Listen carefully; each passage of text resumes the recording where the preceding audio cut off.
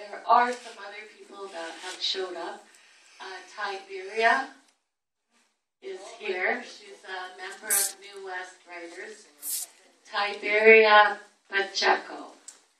And she brought her friend, Jean, from the island. So welcome, Jean. And Lavana from Renaissance Books will also be performing a song for us in a little bit.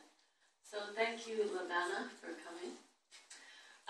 We would like, in appreciation of New West Public Library, who has been so generous in providing the Sylvia Plaskett room for us to meet in the third Saturday of every month, we would like to make a presentation to them. So please welcome Julie Spurl, Chief Librarian.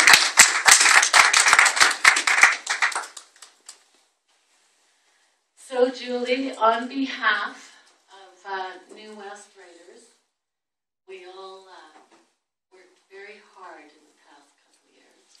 We'd like to present the New West Public Library with a check donation of $500.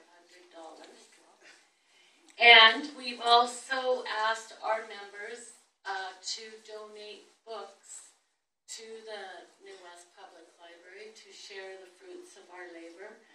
There are more books coming because some of the members were not able to come.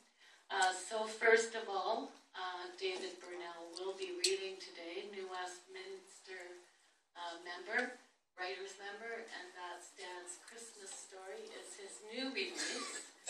And one of his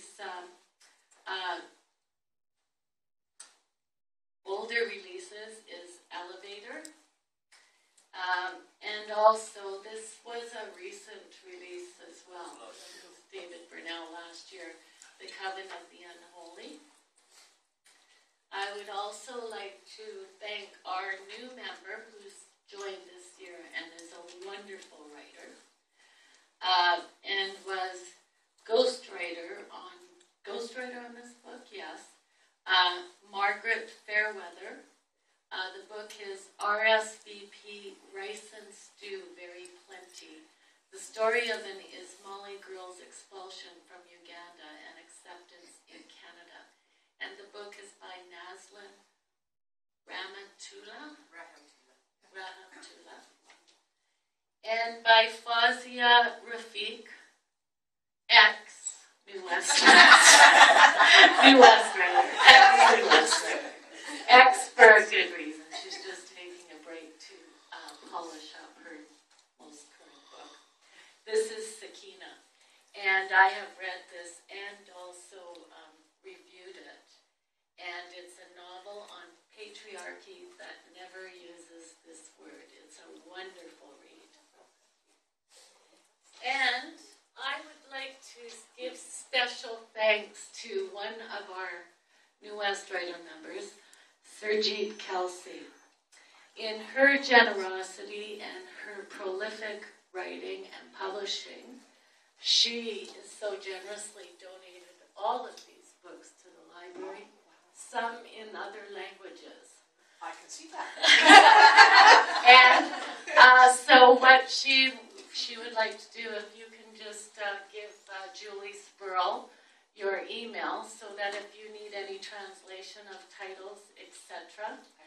And there are other books that are coming. Our members were not able to bring them, or they haven't quite been released. They're just being released. And we just cannot say enough about the New West Public Library and the staff, and just how well we really appreciate the room and how this group has evolved to being published book writers. It's quite amazing. And in the community, very visible in the writers' community in Metro Vancouver.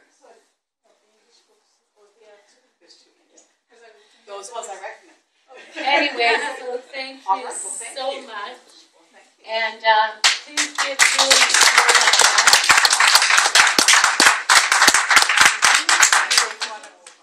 I intended to give you one of my books. I didn't realize you were presenting them today. I can give you a copy now. Yeah, you can have it. Oh, okay. And so I'd like to introduce Julie Squirrel, Chief Librarian. And yes, please. Okay. Thank you. I'll move this. I have a big voice, so I don't need the mic. Oh, thank you. I have two books, but the library was kind enough to buy one of my first ones. There you go, you see? Sometimes we have cash. Yeah. So thank you all so much. It's a pleasure to be here today. And a pleasure to meet many of you I've met before, but some of you I haven't. So it's been wonderful to meet you and to hear some of your work. Libraries are, we always think of ourselves as sort of the other side of writing. There are lots of librarians who write. I'm not one of them. My grandmother was a poet. I'm not sure if she was a very good poet, but we loved her and her poetry. I'm not that lucky. I write memos and email. I'm very good at policy. That's my specialty. Policy with quite plain language is what I like to do. But I'm lucky enough to work in a place that supports the work that writers do. And as you work, we work to figure out how to keep what you do, to protect it, to make it available to people, and to support you so that when you write, there's somewhere to put your work so that other people can get at it.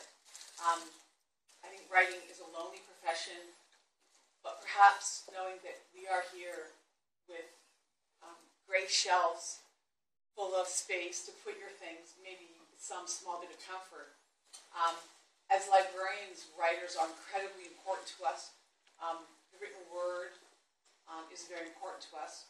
We had a new staff member a little while ago, and she said to me after a misunderstanding about an email I'd sent, said, "You librarians, you care about every word. What's with that?" I said, yes, we librarians care about every word. And we especially care about the words of creative writers, whether it's nonfiction or poetry or fiction or children's literature.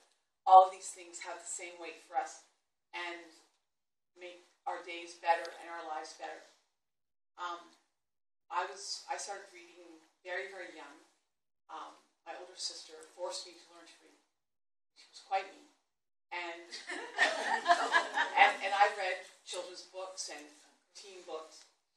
And at Christmas, I've been thinking about it recently because it's Christmas and it's time to shop, and I've been buying a lot of books for a lot of people, as I do. And my mother gave me my first adult book, the Christmas of 1977, and it was The Thornbirds by Colleen McCullough. And I had read, I've always been a great mystery reader, as most, or many librarians are.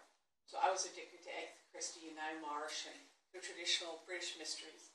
And other things that were in our house. My parents read a lot, but not things that I particularly liked, but I read them anyways. And we didn't have a public library very close to us. So I got this big, thick book, and I really wanted something else. I got pajamas and all those things that you get for Christmas, and new clothes. I can't think now what it was I wanted, but it was something. And it was not Colleen McCullough's The Thornbirds, I can assure you. I was like, oh, great, a book. I'll be sure to read that. And my dad had a subscription to Time magazine, and I had read reviews of it before reviews became part of my life. It was the least boring part of the magazine, so that's what I read.